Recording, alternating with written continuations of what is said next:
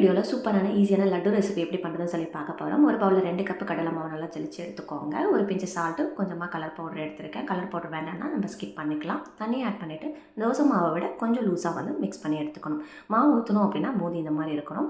அதாவது நம்ம கரண்டி வச்சு தேய்க்கக்கூடாது. அதுவே வந்து பார்த்திங்க அப்படின்னா விழணும். இதுக்கு பர்ஃபெக்டான ஷேப்லாம் தேவையில்லை.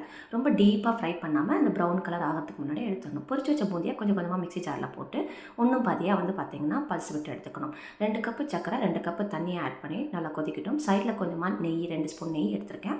தேவையான நட்ஸை ஆட் பண்ணிவிட்டு ஃப்ரை பண்ணி எடுத்து வச்சுக்கோங்க. சக்கரை நல்லா கரைஞ்ச உடனே ஒரு 5 மினிட்ஸ் கொதிக்க விட்டுருங்க. ஏலக்காய், கொஞ்சமாக நான் கலர் பவுடர் ஆட் பண்ணியிருக்கேன். கோர்ஸாக அரைச்சி வச்சிருக்கக்கூடிய பூந்தியை ஆட் பண்ணிவிட்டு நல்லா மிக்ஸ் பண்ணிக்கலாம்.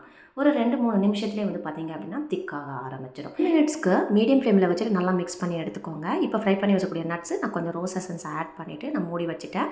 இப்போது நல்லா வந்து பார்த்திங்கன்னா ஆறிடுச்சு ஓரளவுக்கு. இன்னும் நீங்கள் பிளேட்டில் கொட்டி கூட ஆற வச்சு நல்லா பிடிச்சி எடுத்துக்கலாம்.